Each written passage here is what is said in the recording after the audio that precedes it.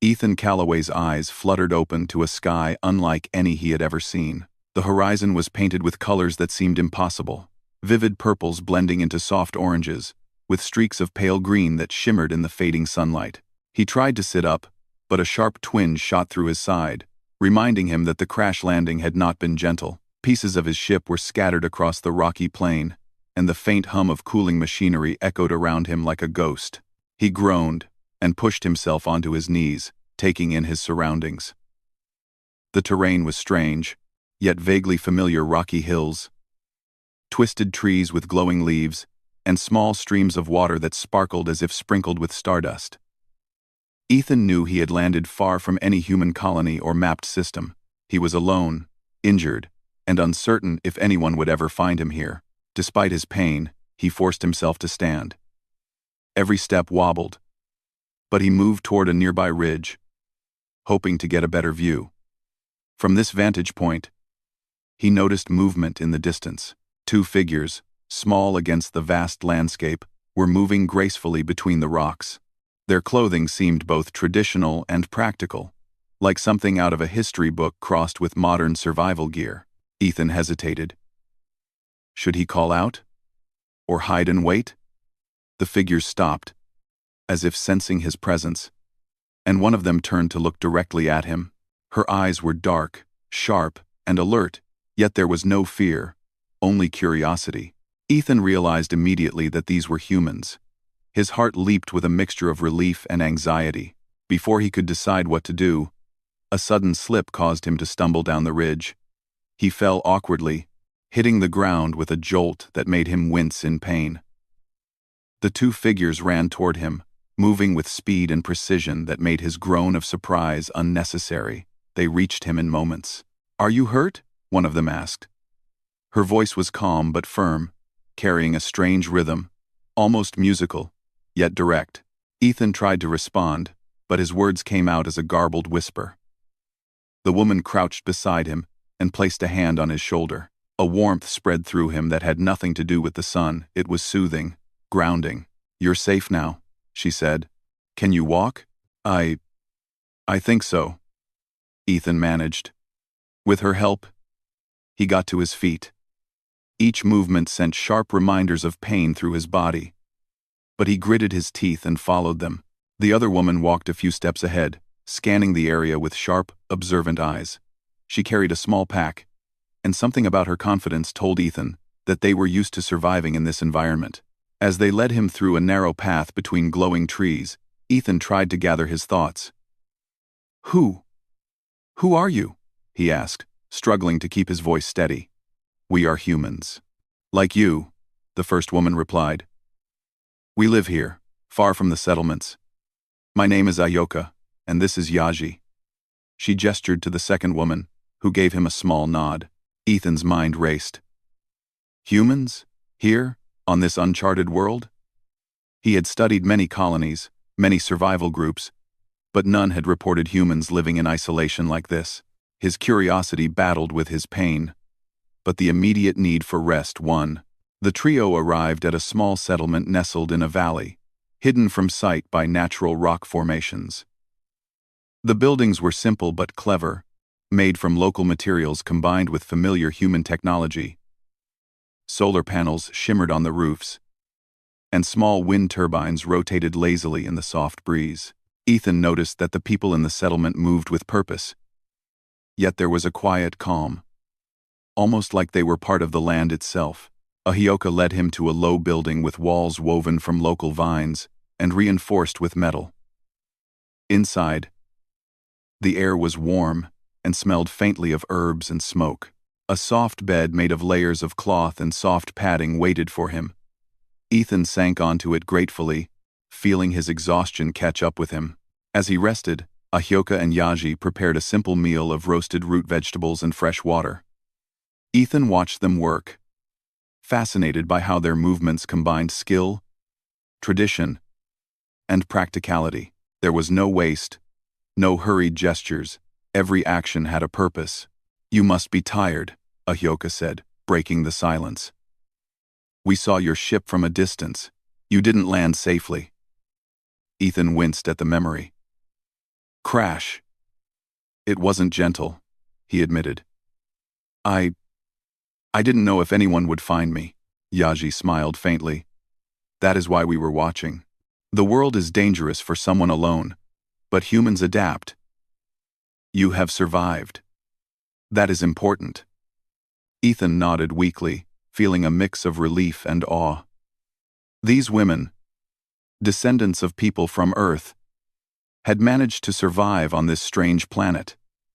Not just survive, but thrive. Their settlement seemed self-sufficient, peaceful, and alive in a way his colonies often lacked.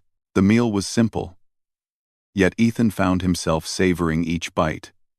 He realized that he had been surviving on rations from his ship, and the food from the settlement had a freshness and vitality he had not tasted in years.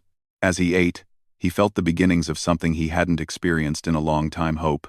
After the meal, Ahioka and Yaji guided him outside to watch the evening sky. Stars of unfamiliar shapes and colors blinked into existence as the twin suns dipped below the horizon. Ethan had seen many alien skies, but there was something about this one that felt alive. There is beauty here, Ethan said quietly. Even after everything, it's beautiful. Ahioka looked at him, her eyes reflecting the glowing sky. Beauty is not just in the sky. It is in how we survive, how we care for one another. You have been given a chance, and now you must decide what to do with it. Ethan felt a strange tug in his chest. He had spent so long in isolation, exploring, studying, surviving. But here, in this hidden valley, with humans who lived fully and freely, he felt something new. A sense of belonging. Just as he was about to speak, a soft, musical voice echoed from a nearby hilltop. An elderly woman approached, walking with quiet dignity. Her hair was streaked with silver, and her eyes held centuries of wisdom. She moved slowly but with an undeniable presence. I am Tayanita, the woman said, her voice both strong and gentle. You have helped yourselves as humans always do, by surviving and by trusting one another. You have come far, Ethan Calloway. And yet the journey has only begun. Ethan blinked. How, do you know my name? Tayanita smiled, a small curve of lips filled with quiet amusement. Names travel on the wind, and courage is never hidden. You saved lives today. That is why you are here. Ethan's heart pounded.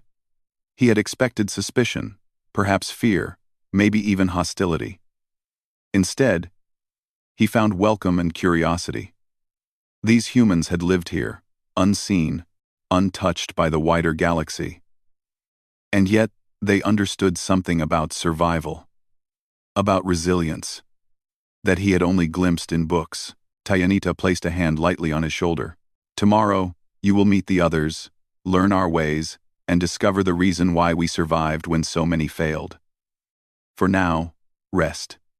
You have done well. You have survived, and that is always the first step. Ethan lay back on the soft bed later that night, gazing out through the open window at the alien stars. His mind raced with questions. Who were these people really? How had they survived alone on this world for so long? And what did Tayanita mean by saying the journey had only begun? For the first time in years, Ethan felt a flicker of something he hadn't dared feel in a long while. Hope. Not just hope for survival, but hope that he might belong somewhere again, somewhere alive, thriving, and human. As sleep finally claimed him, Ethan didn't know what awaited him tomorrow. He didn't know the challenges, the discoveries, or the surprises that lay ahead, but for the first time, he felt ready to face them not just as an explorer or a survivor, but as a human among humans. And somewhere deep inside, he sensed that the encounter with these two Apache descendant women, Ahioka and Yaji, and the wisdom of their chief, Tayanita, would change his life forever. The morning sun stretched across the valley in soft golden rays, making the alien landscape shimmer as if it were alive. Ethan Calloway woke to the gentle sound of water flowing in a nearby stream. His body still ached from the crash, but the warmth of the sun and the fresh, clean air made him feel more alive than he had in months. Ahioka and Yaji were already awake, moving quietly outside. They were tending to small gardens of bright, unusual plants that seemed to glow faintly. Ethan noticed the care in their movements. Each plant was handled delicately, yet with purpose. He had seen similar practices in old Earth cultures, but here, they seemed to have evolved into something both practical and beautiful. "Good morning," Ethan greeted, stepping outside. His voice was hoarse, but the women looked up and smiled. "Good morning," Ahioka replied. "Sleep well?" "As well as I can after what happened," he said with a weak smile. "I'm ready to learn." Yaji's eyes sparkled. "Good. Today, you will see how humans survive here. Not just survive, but thrive. There is much to learn." "Ethan Calloway, you are here for a reason." They led him through the settlement, showing him the structures, the gardens, and the strange but clever machines that hummed quietly in the background. Ethan noticed the seamless way technology and tradition were combined. Solar panels were hidden in woven vines. Water was carefully collected, filtered, and redirected through small streams that also fed the plants. Every detail had a purpose, and nothing seemed wasted. Ethan paused at a small workshop where tools were neatly arranged. "Did you make all this?" he asked, his voice full of awe. Ahioka smiled. "We learned from our ancestors and adapted what we found. Humans have always been creative, Ethan. We take what we have and make it more." Ethan felt a rush of admiration. Despite living far from any known colony or contact with other humans, these women had built a thriving settlement. They had survived without dependence on outside help. They had found harmony with this alien world. After the tour, Ahioka and Yaji brought Ethan to the center of the settlement, where a circle of stones formed a kind of meeting space. Tayanita, the chief, was already there. Sitting calmly, with her hands folded in her lap, her eyes held the same quiet wisdom that had impressed Ethan the day before. "You are awake early," she said, her voice gentle yet commanding. "Good. Today, you will begin to understand why humans endure. You will learn what it means to live fully, not merely to survive." Ethan nodded, feeling a mixture of excitement and nervousness. "I want to learn. I want to understand." Tayanita's lips curved slightly. "Then listen well. Humans are resilient not because we are strong, or because we have weapons. We are resilient because we think, we adapt, and we care for one another. Our strength is in our mind and our heart." With that, she gestured for Ethan to follow her. The chief led him to a nearby grove, where the plants glowed softly, creating a natural lantern effect. Birds of strange colors chirped in the distance, but they seemed unafraid of the humans. Ahioka and Yaji watched silently as Ethan stepped forward. Tayanita held out her hand, revealing a small, intricately carved object. It was made of stone, yet it glimmered faintly, like it was alive. "This is an ancient human tool," Tayanita explained. "It is not a weapon. It is a guide. Many humans on other worlds have forgotten how to use it. Here, we remember." Ethan took it carefully. The stone was smooth, warm, and surprisingly light. As he held it, he felt a strange connection, not just to the women in front of him, but to something deeper, something older. It was as if the object carried centuries of human experience. "Can it help me survive?" he asked, unsure of how to describe the feeling it gave him. "Yes," Tayanita replied. "But first you must understand how to think like a human here.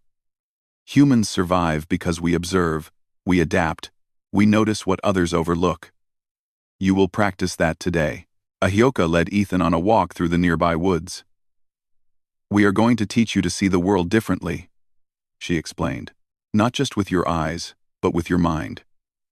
Notice the plants, the sounds, the paths. Everything has a pattern, a rhythm. Learn it, and you will understand how we thrive." Ethan concentrated, following her lead. At first, it was difficult. Every sound seemed alien, every plant unfamiliar, but slowly, He began to notice details: the way a vine grew around a rock, how the water flowed into small natural pools, the subtle movement of small animals that seemed almost invisible at first glance. "See how everything fits together?" Ahioka said, smiling. "Humans are clever because we notice patterns. We learn from them. That is how we survive." As the day passed, Ethan practiced these lessons. He learned to identify edible plants, to find fresh water, and to move silently through the forest without disturbing the wildlife. He discovered how humans could use both intuition and reason to navigate a world that was entirely alien. By midday, he was exhausted but exhilarated. I didn't realize I was capable of noticing so much," he admitted. "It's like my mind is opening in ways I never imagined." Yaji nodded. "That is the gift of human observation. It is not given to everyone. You are learning quickly." After their forest walk, they returned to the settlement. Ethan watched as Ahioka and Yaji performed tasks that seemed simple but were actually quite complex. They repaired small devices, tended to the glowing plants, and even adjusted energy channels to redirect sunlight to certain areas of the settlement. Every action was precise and efficient. "You call it survival," Ethan said. "But this feels more than that. It feels like living." Tyanita, who had been observing silently, spoke again. "That is because it is. Humans survive to live, not just to endure. When you understand this, you will see the difference. You will see why humans can adapt to any world, no matter how strange or hostile it may seem." Ethan felt a deep sense of respect. He had trained in space survival programs, studied alien biology, and explored countless worlds. But here, among these women, he realized that human ingenuity was something far greater than technology or strategy. It was creativity, empathy, and understanding, combined with courage. As evening fell, they gathered around a small fire in the settlement center. The glowing plants provided soft light, casting dancing shadows on the faces of the humans around him.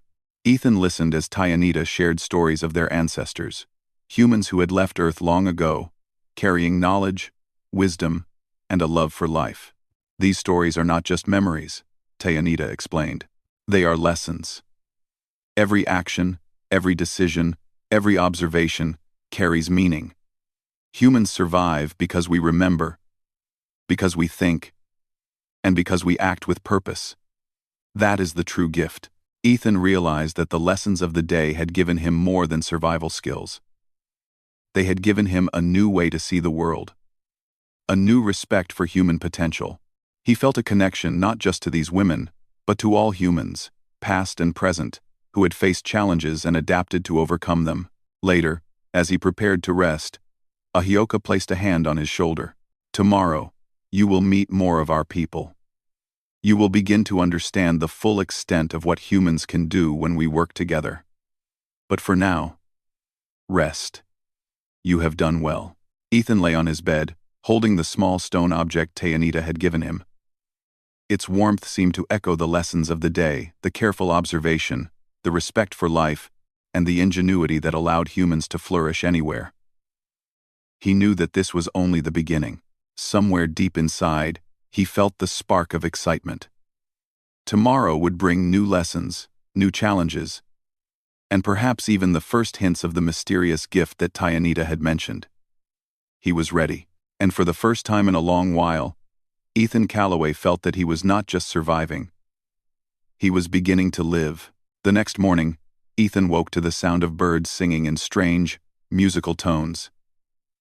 The soft glow of the alien sun filled the settlement with warmth, and the air smelled faintly of herbs and fresh earth. Today, however, there was a sense of purpose that made his pulse quicken. Tyanita had asked to see him early. He did not yet know why, but he felt anticipation in every step as he followed Ahioka and Yaji to the meeting circle. Tyanita was waiting. Her posture was calm, yet commanding. She held the same carved stone from the previous day, but this time it seemed more significant, its faint glow pulsing like a heartbeat. "Ethan," she said, her voice steady, Yesterday you learned to see the world differently. Today, you will learn to live within it, to test the lessons you have begun to grasp. You will undertake a trial. Ethan's heart beat faster. A trial? He had survived many dangers in space, yet the word carried weight in this strange, peaceful place. What kind of trial? He asked, trying to keep his voice calm. Tayanita's eyes sparkled. The trial will show if you can use what you have learned. You will journey through the shifting canyons and return with knowledge that only humans can gain. This is not a test of strength or speed, but of observation, thought, and patience. Many have tried, but only a few succeed. Ethan swallowed nervously. He had faced hostile planets, crashing storms, and unknown creatures. Yet this trial felt different. It was not about fighting, but about proving his humanity, his mind, his adaptability, his ability to learn and survive. Ahyoka handed him a small pack. Take food and water. Use what you have learned. Watch carefully. Trust your instincts, Yaji smiled. Remember, the canyon shifts constantly. It tests not only your body but your mind. Observe, think, adapt. That is how humans endure. Ethan nodded, feeling a mixture of fear and excitement. He was ready. He stepped toward the edge of the settlement, where the rocky terrain gave way to deep canyons, carved by wind and water over centuries. The shifting canyons were known to change subtly every day. Rocks slid, paths vanished, and hidden streams appeared without warning. It was easy to get lost. It was also beautiful. The walls of the canyons glowed with mineral veins that caught the sunlight, casting patterns on the ground that seemed to move as he walked. Strange plants clung to ledges, and small animals peeked from shadows. Ethan could see why Ahyoka and Yaji spoke of observation and adaptation. Every detail mattered. As he stepped into the first canyon, Ethan focused. He remembered Ahyoka's words. Notice the patterns. Everything has a rhythm. Slowly, he began to observe the way water flowed around rocks, the way a plant leaned toward sunlight, the way shadows shifted. Everything was a clue to navigating the maze. Hours passed, and the sun climbed high in the sky. Ethan moved carefully, recording details in his mind. At first, the canyon seemed endless, twisting and turning in unpredictable ways. Yet the more he watched, the more he noticed small repetitions, subtle signals that guided his path. He paused near a stream and took a sip of water. The taste was pure and fresh, a reminder of the lessons he had learned in the settlement. Humans could survive anywhere if they noticed, adapted, and respected the environment. The thought strengthened him. Later, he came across a narrow ledge with a breathtaking view. From here, the canyon stretched far into the horizon, glowing in colors that seemed alive. Ethan felt a mixture of awe and humility. He realized that the trial was not just about reaching the end, it was about understanding the world around him. He continued, moving carefully along the ledge. Suddenly, he noticed a pattern in the rocks ahead. A series of small indentations, almost invisible, led in a particular direction. He followed them, remembering Yaji's advice. Trust your instincts, but confirm with observation. By mid-afternoon, Ethan reached a section of the canyon where the walls were close together, and the light dimmed. The air smelled different here. Earthy, moist, and alive. He paused, listening. There was a faint sound, almost like water dripping, but it was irregular, like a signal. He followed the rhythm, stepping lightly, careful not to disturb the natural flow of the canyon. Eventually, he arrived at a small clearing, where sunlight broke through in a narrow beam. In the center lay a flat stone, polished, smooth, and warm from the sun. Upon it rested a small object, another carved stone, similar to the one Tayanita had given him. Ethan picked it up carefully. It pulsed gently in his hand, as if acknowledging his presence. He felt a strange energy, not painful or dangerous, but invigorating. It was as if the stone recognized his efforts, his attention, and his patience. Ethan understood that the trial was more than a path through a canyon. It was a journey of mind and heart, testing his ability to notice, adapt, and remain calm under unfamiliar conditions. As he sat there, examining the stone, he thought of Tyanita's words. Humans endure because we think, we adapt, and we care. Each lesson from Ahyoka and Yaji, the careful observation, the respect for nature, the small but thoughtful actions had led him here. The stone seemed to hum with approval. Ethan spent time reflecting, recording patterns in his mind, and planning his way back. He realized that the trial had already given him a gift, the confidence to rely on his human intuition. Even in a world full of unknowns, he could survive and thrive. The journey back was different. The canyon, though unchanged physically, felt alive in a new way. Ethan noticed details he had missed before: the curve of a branch, the shimmer of water, the subtle paths of small creatures. He moved with purpose, his mind sharper, and his senses tuned to the environment. When he finally returned to the settlement, Ahyoka and Yaji were waiting. Their smiles were quiet, but filled with pride. You have completed the trial, Ahyoka said, not because you reached the end, but because you saw what others overlook. You observed, adapted, and trusted yourself. That is the essence of human survival. Ethan handed her the stone he had found. She examined it carefully, then nodded. You understand. The trial is not just a test. It is a gift of insight. You carry it now. As humans have always carried knowledge across generations. Tyanita appeared then, her eyes calm but bright with pride. Well done, Ethan Calloway. Today, you have proven that humans can adapt, even in the most unfamiliar worlds. You have learned to see patterns, to think clearly, and to move with purpose. That is why humans endure. Ethan felt a surge of emotion. He had faced challenges in space before, but none had felt as meaningful as this.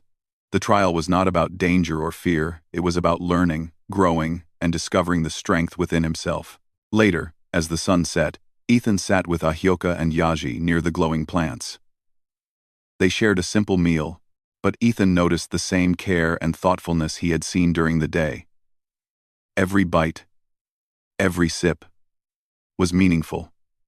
He realized that survival and living fully were inseparable. You have changed, Yaji said softly. Not just in skill, but in understanding. You see the world as we see it. You notice, adapt, and respect. That is why humans endure. Ethan nodded, feeling a deep connection not only to these women but to humanity itself. In this remote settlement, far from Earth and any human colony, he had discovered something he had almost forgotten: the true power of being human. As night fell, the stars sparkled above, brighter and more vivid than any he had ever seen. The twin moons rose slowly, casting silver light across the valley. Ethan held the carved stone in his hand, feeling warmth and purpose. He knew that this trial was only the beginning. Somewhere, deep inside, he sensed that his journey with these humans, and the lessons they shared, would prepare him for something even greater. A gift awaited him. One that would not only change his life but perhaps the future of humanity itself. And for the first time, Ethan Calloway felt that he was not merely surviving in a strange world, he was learning, growing, and becoming part of something greater than himself.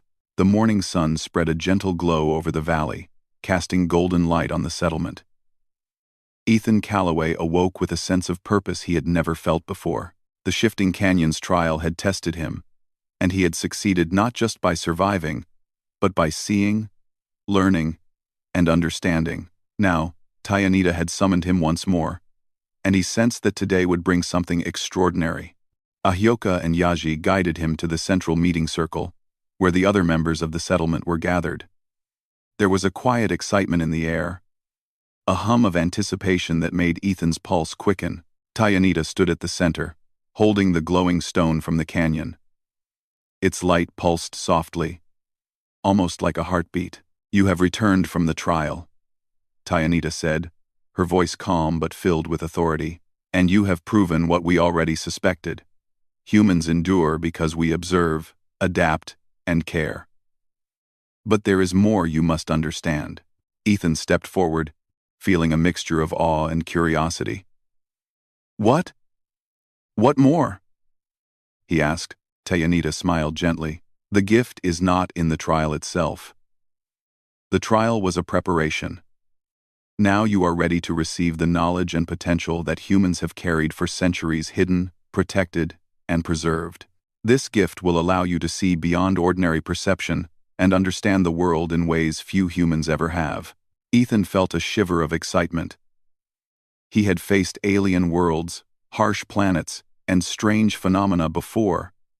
But this felt entirely different. It was not about survival, it was about unlocking human potential. Tayanita extended her hands, and the glowing stone floated toward Ethan. As he held it, warmth spread through his body. It was not just heat, it was energy, alive and flowing, connecting him to something larger than himself. His vision sharpened, his mind felt clearer, and he could sense the subtle rhythms of the valley around him, the movement of plants, the flow of water, and even the quiet signals of animals hidden in the distance. It is incredible, Ethan whispered, feeling his senses expand. I can sense everything around me. I feel alive in a way I never have before. Yes, Tayanita replied. The gift amplifies what is already human. Observation, adaptation, understanding, and ingenuity. It allows you to see solutions, paths, and patterns that are invisible to ordinary eyes. But it is not power without responsibility. Humans thrive not because of strength alone, but because we use our abilities wisely. Ethan nodded, feeling the weight of her words. He realized that this gift was more than a tool, it was a mirror of humanity's potential. A reflection of creativity, insight, and thoughtfulness carried through generations. Ahyoka and Yaji watched silently, proud but cautious. They had learned these lessons themselves and understood that the gift was as much about mind and heart as it was about perception. Show us, Tayanita said softly. Use what you have learned, and let the gift guide you. Ethan focused on the glowing stone. At first, he felt dizzy, overwhelmed by the sudden influx of information. But gradually, he began to notice patterns in the settlement paths for water flow, optimal arrangements for sunlight to reach every plant, and subtle weaknesses in structures that could be improved. He could even sense where resources were most abundant, where small creatures nested, and how to maintain balance in the ecosystem around the settlement. This is amazing, Ethan murmured. It's like I can see everything at once. I can understand how it all works together. Tayanita nodded. That is the essence of humanity. We see, we adapt, and we create solutions. This gift is not magic. It is the amplification of what humans have always done. It allows us to flourish in worlds that seem impossible. Ethan spent the day exploring the settlement, testing the gift. He adjusted water channels to improve irrigation, rearranged plant layouts to maximize sunlight, and even designed small structures that blended seamlessly with the environment. Every action was guided not by force or guesswork, but by insight, observation, and understanding. By late afternoon, the settlement looked more vibrant and efficient than ever before. The plants seemed to glow more brightly, the water flowed more smoothly, and the small animals moved freely, unbothered by the changes. Ethan realized that his gift was not just for him, it was a tool to enhance the lives of everyone around him. Ahyoka approached him. You see now what humans can do when we observe and adapt. This gift is not only for you, it is for all who wish to learn. We are teachers, guides, and protectors. But we also learn from one another. That is what makes us human. Ethan nodded, feeling a deep sense of responsibility. He had always been a learner, an explorer, but now he understood that being human meant more than discovery. It meant care, wisdom, and collaboration. As the sun began to set, Tayanita gathered the group once more. Tomorrow, you will face a challenge, she said, her eyes calm but firm. An alien presence is approaching. They are not hostile by nature, but they are curious and may test us. You must use the gift, not to fight, but to understand, adapt, and lead. That is the true test of what you have received. Ethan felt a mixture of anticipation and nervousness. He had faced dangers before, but this challenge would require all the skills he had learned: observation, creativity, and wisdom.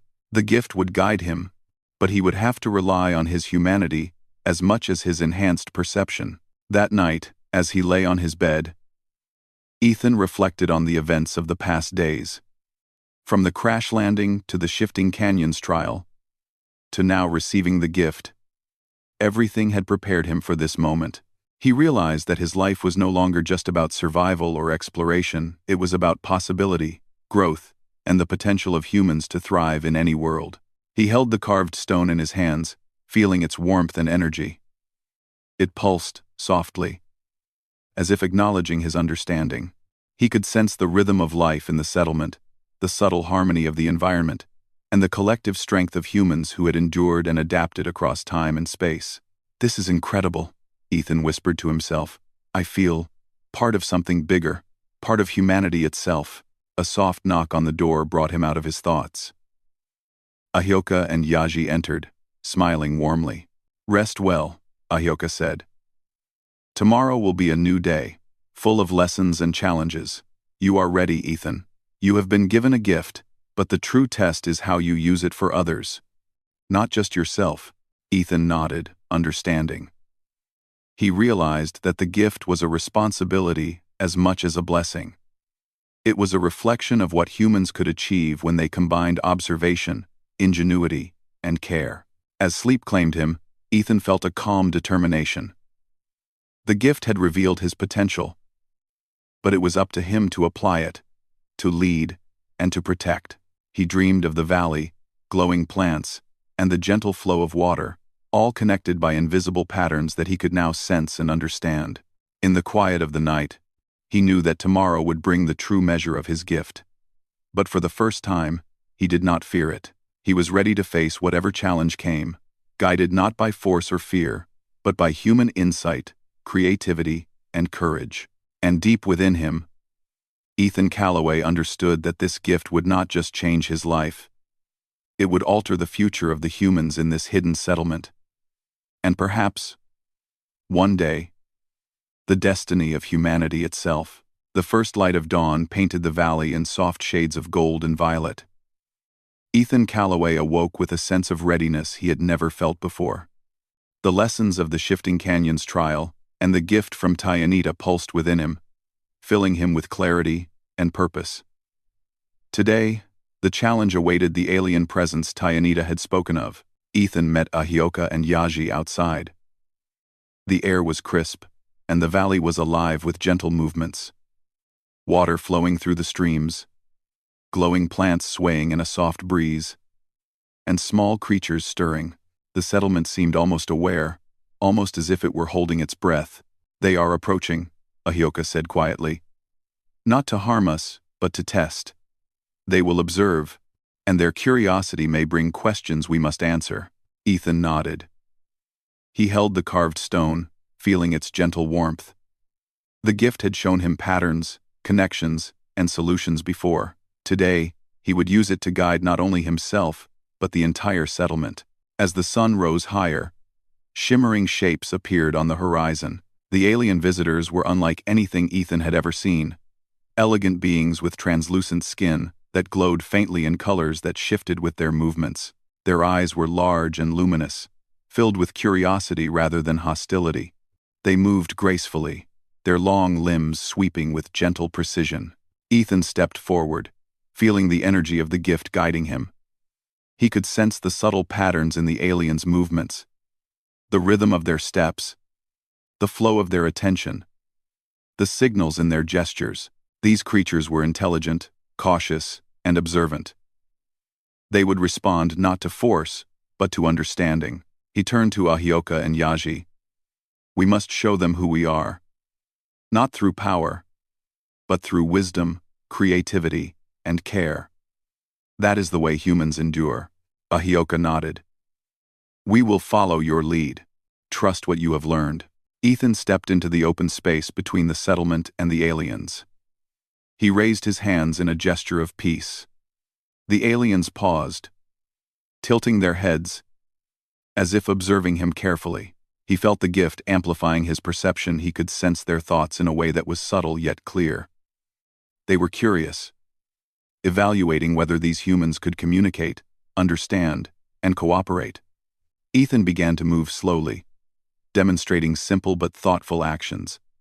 Collecting water from a nearby stream, offering a small flower from the glowing garden, arranging stones in patterns that reflected the harmony of the valley. Each movement was deliberate, showing observation, care, and creativity. The aliens mirrored some of his movements, testing and exploring. Ethan realized that the gift allowed him to anticipate their actions, understand their intentions, and respond in ways that encouraged trust and cooperation.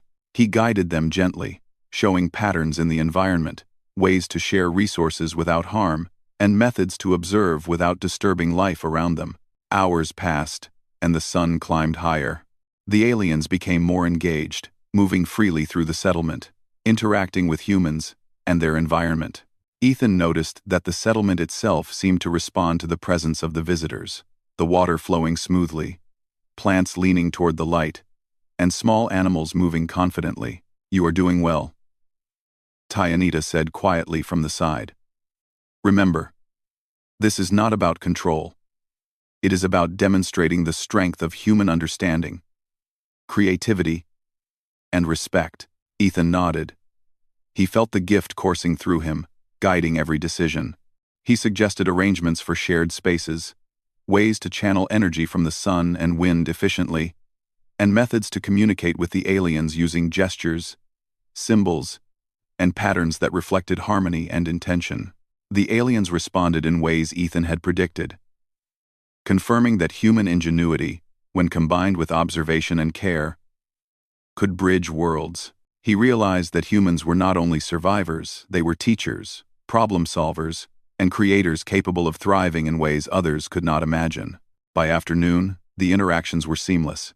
The aliens and humans moved together in a rhythm that was almost like a dance. Ethan could see subtle improvements in the environment. Water flowed to nourish all plants equally. Pathways were arranged for ease and safety. And small energy devices hummed efficiently, powered by both solar and kinetic sources. Ahioka whispered, "You've done it. You've shown them who we are without a word, without force. Just humans, observing, learning, and creating harmony." Ethan smiled, feeling a profound sense of accomplishment. The gift had amplified his human abilities, yes, but it had also shown him the essence of humanity itself: cooperation, ingenuity, and respect for life. Tyanita stepped forward. "Ethan Calloway, today you have demonstrated what it means to be human. You have not only used the gift, but you have shown the strength of our species. We are adaptable, creative, and capable of flourishing even in worlds that seem impossible." The aliens responded with soft, melodic sounds, and their glow brightened. Ethan sensed gratitude, understanding, and recognition. They had witnessed human ingenuity in action, and they respected it. As evening approached, the aliens prepared to leave. They moved gracefully, pausing to observe the settlement one last time. Ethan stepped forward, offering a gesture of farewell. The gift allowed him to sense their intentions. Clearly they were curious, eager to return, and inspired by what they had seen. When the visitors vanished into the horizon, the settlement was filled with quiet celebration.